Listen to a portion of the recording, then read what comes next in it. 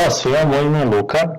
Dobrodošli u treći video snimak, treći video snimak video serijala kako kreirati moj prvi web sajt s pomoć HTML-a i CSS-a.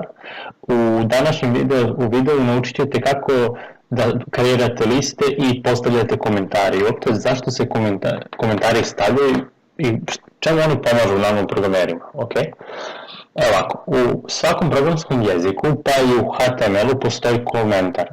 U HTML-u konkretno sintaksa za komentar se postavlja ovako, otvoreno znak manje od, znak uzvika, dve ove crtice, ponovo dve crtice i veće od. Sve što stavite u okviru ovog taga, to predstavlja vaš komentar. Recimo, ovdje, liste. I generalno ovaj komentar nama kaže da ćemo u nastavku ovog koda mi kreirati određene liste.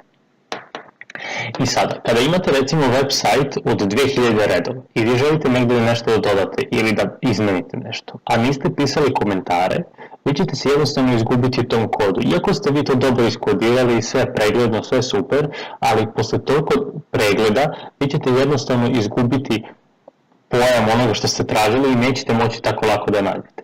Zato služe komentari. Ako recimo neki drugi programer dođe i pogleda vaš kod, on jednostavno neće znati šta ste vi mislili pod recimo nekom linijom koda. I zato komentar služi prvo vama ako hoćete nešto da izmenite, odnosno da nađete, ili nekom drugom programeru da razume vaš kod.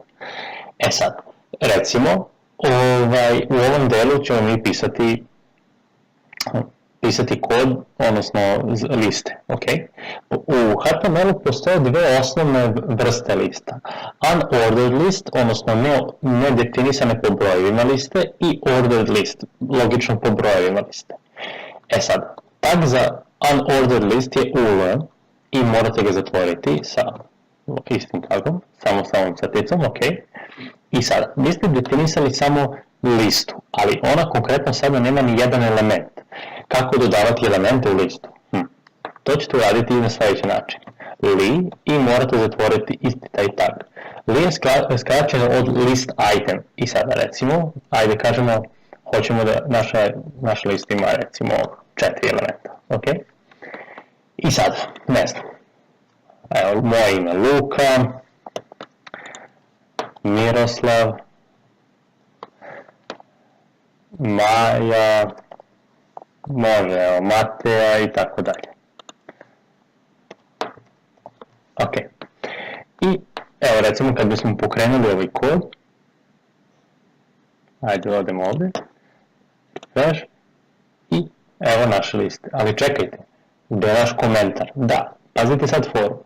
Komentari se ne pokazuju na našem web sajtu. Komentari samo služi, kao što smo već rekli, programerima da bolje razumiju šta služi određeni deo koda. Znači, mi kad stavimo komentar, to se ne vidi na našem web sajtu. Znači, ovako u ovom slučaju zeleno zato što je na web++, tako, to se konkretno ne pokazuje na našoj stranici. Druga, rekli smo da postoje dve vrste liste, druga vrsta je ordered list, znači bit će logično po brojevima. I sad ovako stavimo, jedna izmena u odnosu na prethodnu listu jeste umjesto u stavimo o. I moramo takav zatvoreni tag da stavimo. I dodavanje elemenata u listu je potpuno na isti način kao unordered list. Samo kad dođete na vaš web sajt, imat ćete situaciju sljedeću. Vidite dve liste, ovo je prva, unordered list sa tačkicama, i 1, 2, 3, 4, to je ordered list. U slučaju da recimo želite da obrišete te uopšte tagove sa strane, da samo postoje imena, to ćete morati da uradite preko CSS-a, što ćemo kasnije naučiti.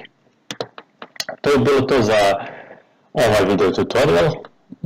Pridružite mi se u sljedećem. Hvala na pažnji. Pozdrav!